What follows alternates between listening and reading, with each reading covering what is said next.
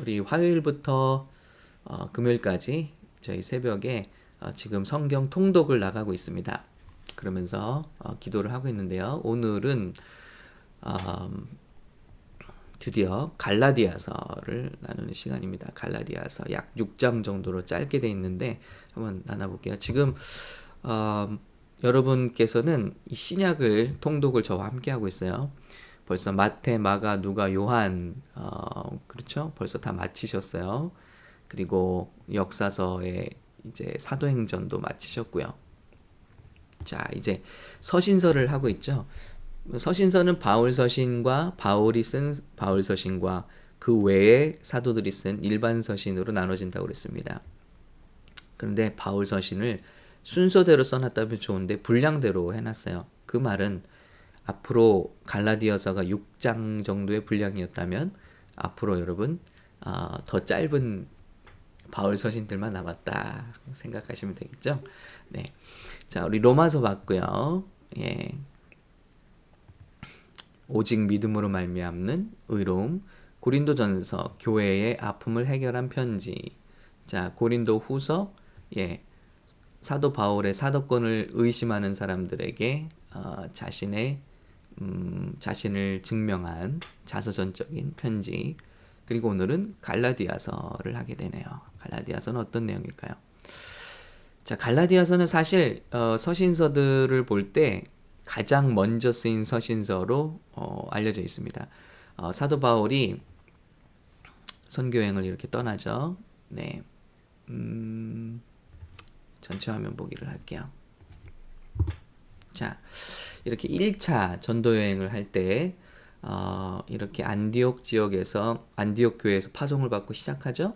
그리고 해상로를 통해서 네, 이 아시아 지역으로 들어갑니다.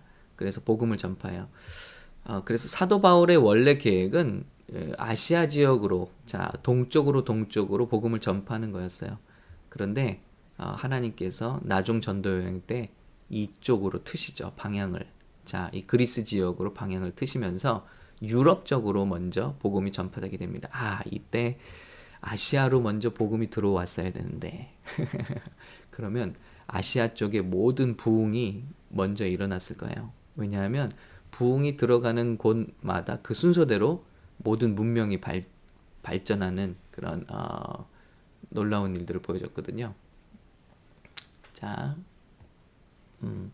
그래서 아마 복음이 아시아로 전해졌더라면 합니다. 왜 아시아라고 그랬죠? 이쪽을 아시아라고 왜 부르죠? 우리가 살고 있는 지역이 아시아인데 말씀드렸습니다마는 이 지중해를 중심으로 활동했던 페니키아 사람들이요, 고대에 동을 아스라고 불렀고요, 서를 에레브라고 불렀어요.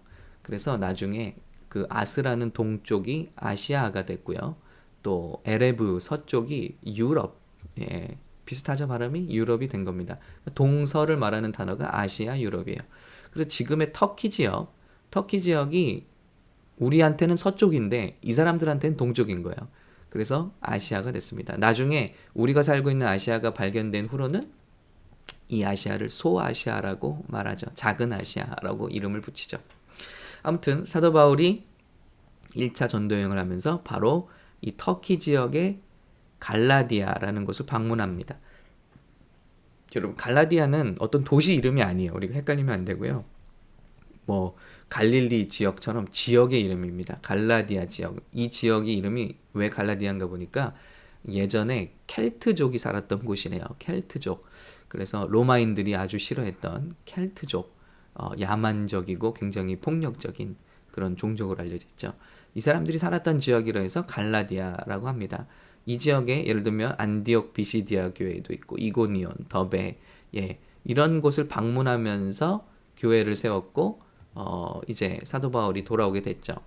그런데 이 사도 바울이 첫 번째 이런 전도행을 마치고 복음을 전파하고 교회를 세우고 왔는데 나쁜 소식이 들려왔어요. 그건 뭐냐면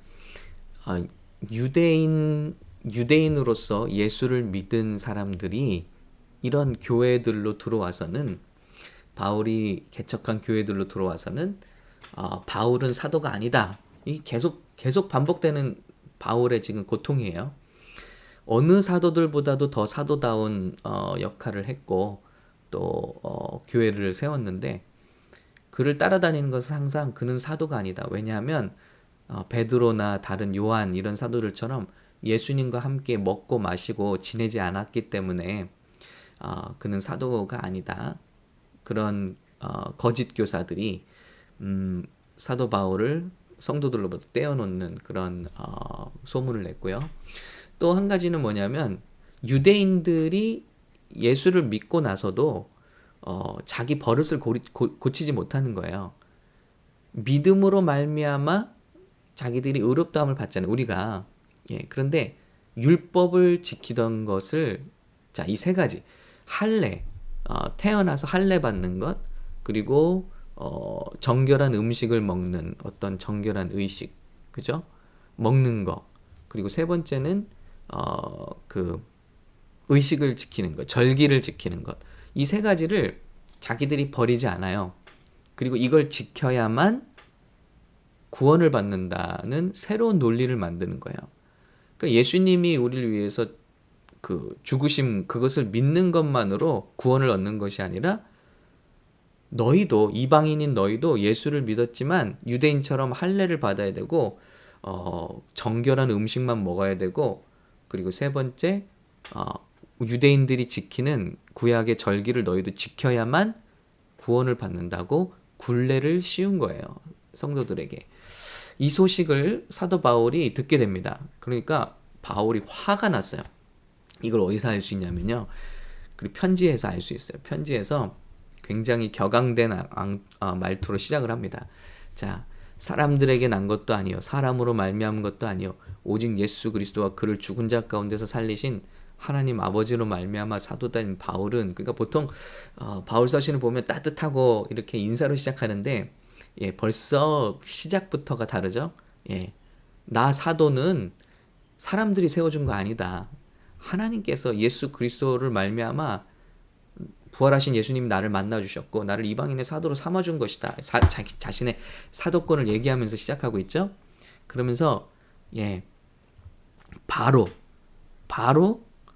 본론으로 들어가 있어요. 그리스도의 은혜로 너희를 부르신 이를 속히 떠나 다른 복음을 따르는 것을 내가 이상하게 여기노라. 벌써 야단치고 있죠. 다른 복음은 없나니 다만 어떤 사람이 너희를 교란하여 그리스도의 복음을 변하게 하려 함이라. 그러나 천사라도 너희에게 전한 복음 외에 다른 복음을 전하면 저주를 받을지어다. 네, 편지 시작부터 화가 나 있다는 것을 보여줍니다. 그리고 편지 마지막도 남달라요. 편지 마지막도 보면 6장으로 가보면 이렇게 끝나고 있어요. 이후로는 누구든지 나를 괴롭게 하지 말라. 내가 내 몸에 예수의 흔적을 지니고 있노라. 지금 굉장히 사도 바울이 화가 나 있구나 하는 것을. 그런데 이 화는 단순히 짜증이 아니라 의분이죠. 의분. 복음을 그렇게 애써서 가르쳤는데 사실 사도 바울이 바리새인 중에 바리새인이잖아요. 율법으로 말하고 그것을 지키는 것으로 말하면 사도 바울을 따를 자가 없어요. 율법에 정통할 뿐만 아니라 율법을 평생 지켰던 사람이에요. 그런데 거짓 교사들이 와갖고 유대인 출신들이 와갖고 야 너희는 그렇게 해서 구원받지 못해. 예수만 믿는다고 구원받지 못해. 너희도 할례 받아. 너희도 음식 조절해야 돼. 너희도 유월절 뭐 이런 오순절 다 절기를 초막절 다 지켜야 돼. 여러분 정말 얼마나 화가 났는지를 알 수 있는 거예요. 자 이것이 얼마나 참 복음의 원수된 일인가. 자 저는 그래서 쉽게 좀 말씀드리고 싶어요. 갈라디아에서의 요지는 뭐냐면요. 첫 번째는 자신이 사도권을 어디서 가져왔느냐. 하나님이 주신 것이다. 자기도 원치 않았어요. 사도가 되기를. 하나님이 강권적으로 그를 세우신 거죠. 두 번째, 복음은 우리 보통 사람들이 가지고 있는 구원의 개념은 이겁니다. 믿음 플러스 행위 이퀄 구원이라는 등식이에요. 그래서 우리가 믿는 것만으로는 좀 부족해. 여기다 정성을 좀 더해야 돼.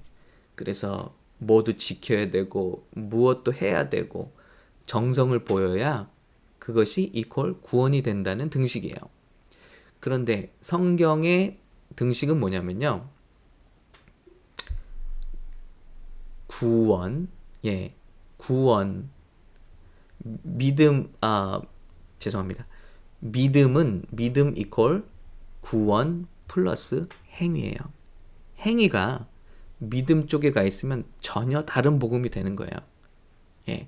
진정한 믿음은 구원과 함께 행위를 가져온다는 것. 이것이 로마서가 말하고 갈라디아서가 말하는 믿음의 등식입니다. 제가 말한 게 아니고 로마서 주석을 쓰신 몽고메리 제임스 보이스 이분의 주석가의 너무 훌륭한 표현인데 제가 인용을 합니다. 믿음 플러스 행위는 구원이 아니라 믿음 이퀄 구원 플러스 행위다. 참 믿음은 구원과 행위를 가져오는 것이지 믿음에 행위를 더할 때 구원이 아니다. 아주 격앙되게 얘기해요. 그래서 어떻게 보면 로마서와 갈라디아서의 주제가 같아요. 믿음으로 오직 믿음으로 말미암은 구원입니다. 자, 중요한 게 있어요. 이방인들은요, 자유를 소중하게 생각하는 이방인 출신들은 뭐든지 다 용서되니까, 예수 믿으면 다 용서되니까 이 십자가를 리셋 버튼처럼 사용하는 거예요. 회개하면 되니까 뭐 고린도 교회처럼 방탕하게 살고요, 뭐 간음을 하기도 하고요, 동성애를 심지어는 하기도 하고요. 이런 것들이죠. 다 용서돼. 그리고 교회에서도 그걸 품어줘야 돼. 그런 사도 바울은 아니다. 진정한 믿음은 구원을 가져올 뿐만 아니라 그로 말미암은 온전한 행위를 가져오는 것이다. 그러나 이것이 구원의 선결 조건은 아니다.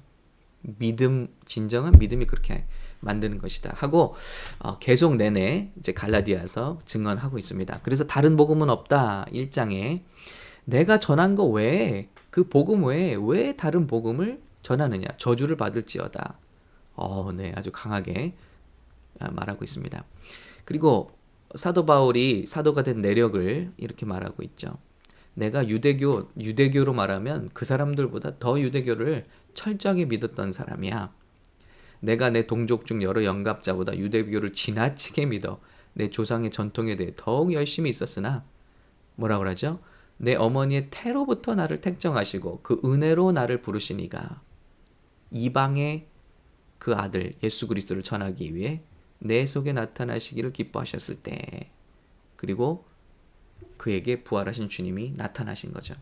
그리고 그는 아라비아 광야에서 3년을 지냈고, 그리고 주님과 함께 동행했고, 다메섹으로 돌아가서 주일학교 선생님을 하다가, 그리고 바나바에 의해서 사도들을 만나게 되고, 그리고 선교사로 그가 기름 부음 받게 되는 겁니다. 이런 과정들을 쭉 얘기해요.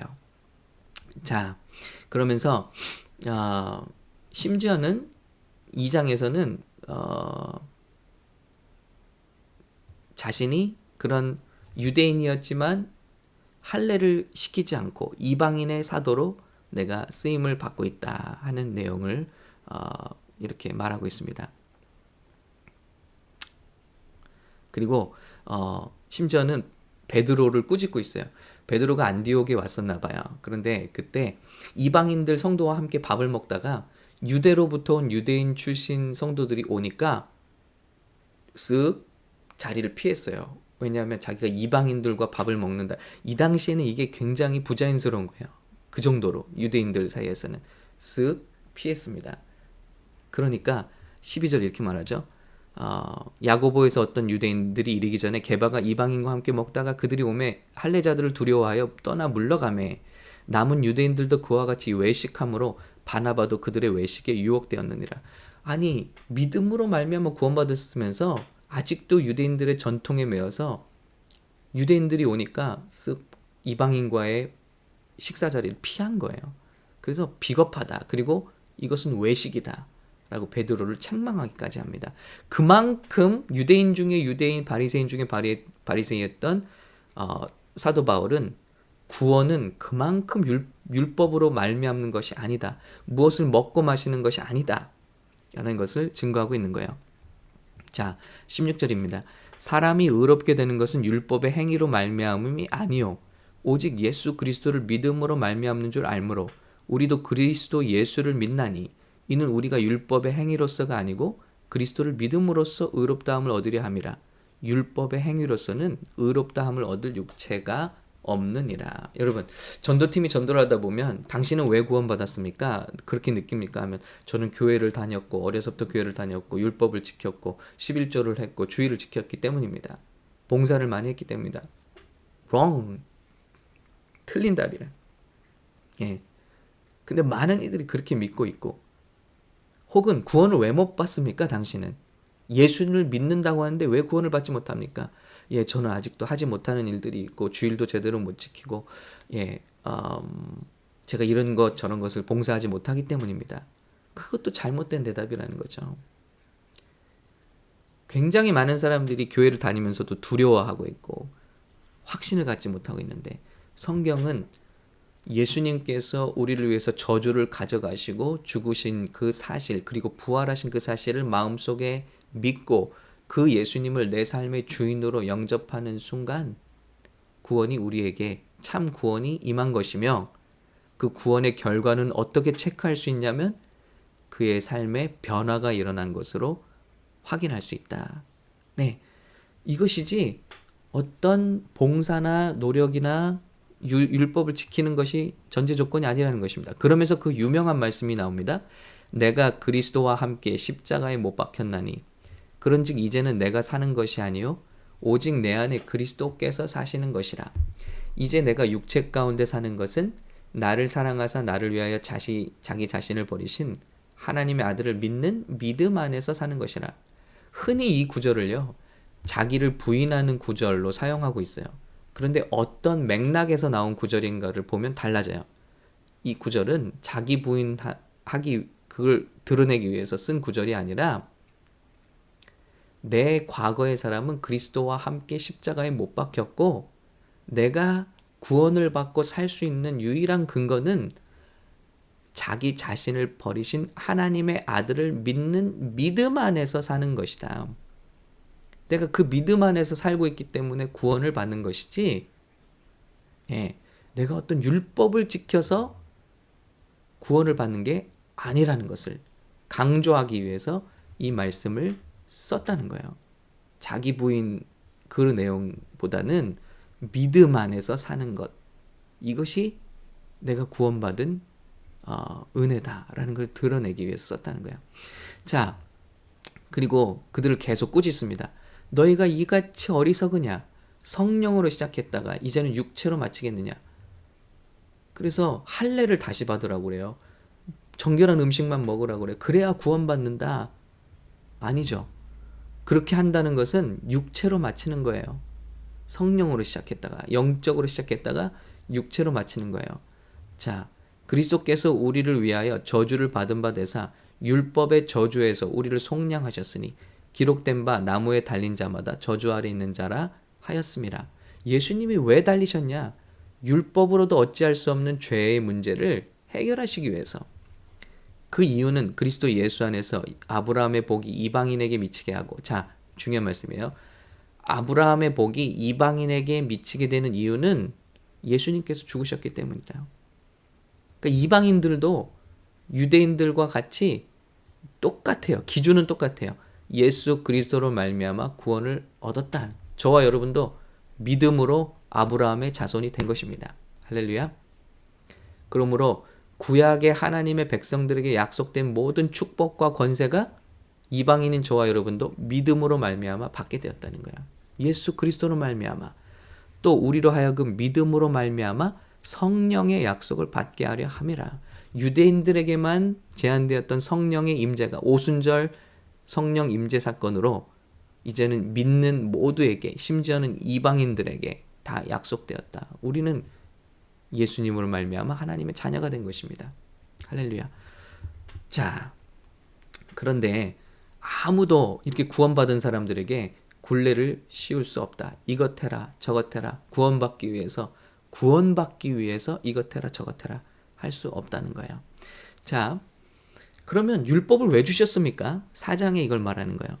그 아버지가 정한 때까지 후견인과 청지기 아래 있나니 율법이 필요해요. 예수님이 오신 복음이 필요할 때까지는 후견인, 청지기, 선생님이 필요하다. 그래서 율법이 우리를 인도해 왔다는 거예요. 그러나 결국 이 율법은 예수님께로 우리를 바통 터치를 하고 그 역할을 다 했다는 겁니다.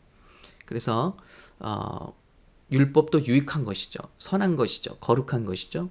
율법을 무시하면 안 된다. 그러면서 율법은 이제 초등 학문이다. 절기를 지키는 것, 이런 코셔를 따르는 것. 그러면서 자 이렇게 제가 말씀을 드리면 그러면 예수 믿으면 아무것도 안 해도 되네? 이게 아니라 정말 구원을 받은 사람들은요. 율법을 지키려고 노력하는 게 아니라 자동으로 율법을 지키게 돼요. 그게 바로 성령의 역사입니다.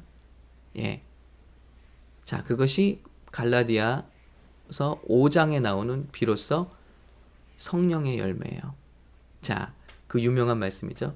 성령의 인도하시는 바가 되면 율법 아래 있지 아니하리라. 육체의 일은 분명하니 곧 음행과 더러운 것과 호색과 우상숭배와 주술과 원수 맺는 것과 분쟁과 시기와 분냄과 당짓는 것과 분열함과 이단과 투기와 술취함과 방탕함과 또 그와 같은 것들이라. 전에 너에게 경계한 것 같이 경계하노니 이런 일을 하는 자들은 하나님의 나라를 유업으로 받지 못할 것이요. 자, 예수를 믿는다고 자부하면서 교회를 다닌다고 자부하면서도 다는 것은 구원받지 못한 사인이라는 거예요. 이런 일을 하고 안 하고로 구원받는 것이 아니라 예수를 믿는다고 하면서도 이런 일이 자연스럽게 나온다면 술 취함, 방탕, 원수 맺는 것, 시기하는 것, 다른 성도들을 분내는 것, 당짓는 것, 분열시키는 것, 이런 일을 하는 사람들은 구원받지 못했다는 거예요. 율법을 지키건 말건이 아니라 그 열매는 무엇이냐? 정말 구원받는 믿음의 열매는 무엇이냐? 오직 성령의 열매는 사랑과 희락과 화평과 오래 참음과 자비와 양성과 충성과 온유와 절제니 이 같은 것을 금지할 법이 없느니라. 저는 이 말씀이 핵심이라고 생각해요. 이 같은 것을 금지할 법이 없느니라. 진정으로 거듭난 사람들은 막을 수가 없는 거예요. 하나님이 미워하시는 것들은 버리게 되고 성령님이 계신 증거는 율법 따위를 가져오지 않아도 돼요. 왜냐하면 내 안에 계신 성령님께서 영적인 본성으로 하나님의 성품으로 미워하시는 것을 사랑과 희락과 화평과 오래 참음과 자비, 양선, 충성, 온유, 절제를 내 안에 가져오시는데 맺게 만드시는데 이거를 막을 게 없다는 거예요. 이게 진짜 구원이죠. 우리가 성령으로 살면 또한 성령으로 행할지니 헛된 영광을 구하여 서로 노엽게 하거나 서로 투기하지 말지니라. 율법 가지고 싸우지 말고 율법 가지고 내가 지키냐 네가 지키냐 지적하고 할 필요가 없어진다는 거예요. 정말 구원받은 사람만 알 수 있는 평강, 그 기쁨, 은혜. 여러분 예수 믿는 게 왜 이렇게 힘들어요? 구원받지 못했으니까. 예수님의 안에 계시면요. 핍박도 또 어려움도 손해도 다 감수할 수 있게 되는 거죠. 이걸 막을 길이 없다. 그래서 마지막 이렇게 결론을 냅니다. 내 손으로 너에게 이렇게 큰 글자로 쓴 것은 편지를 쓰다가 화가 나서 그냥 크게 쓰신 것 같아요. 글자를 크게. 무릇 육체 모양을 내려 하는 자들이 억지로 너에게 할례를 받게 함은 그들이 그리스도의 십자가로 말미암아 박해를 면하려 함뿐이라. 그러니까 이렇게 화가 난다는 거예요. 너희 억지로 할례 받지 마라. 할례 안 받아도 돼. 예수님으로 말미암아 구원받은 거야. 할례를 받아야만 구원받는 사람들은 복음을 모르는 사람들이다. 할례나 무할례가 아무것도 아니로되 오직 새로 지으심 받는 것만이 중요하다. 이게 말이죠. 거듭나는 게 중요하다. 거듭나는 게 중요하다. 자, 이 규례를 행하는 자에게와 하나님의 이스라엘에게 평강과 긍휼이 있을지어다. 아멘. 이후로는 누구든지 나를 괴롭게 하지 말라. 내가 내 몸에 예수의 흔적을 지니고 있노라. 형제들아, 우리 주 예수 그리스도의 은혜가 너희 심령에 있을지어다. 아멘. 여러분 어떠세요?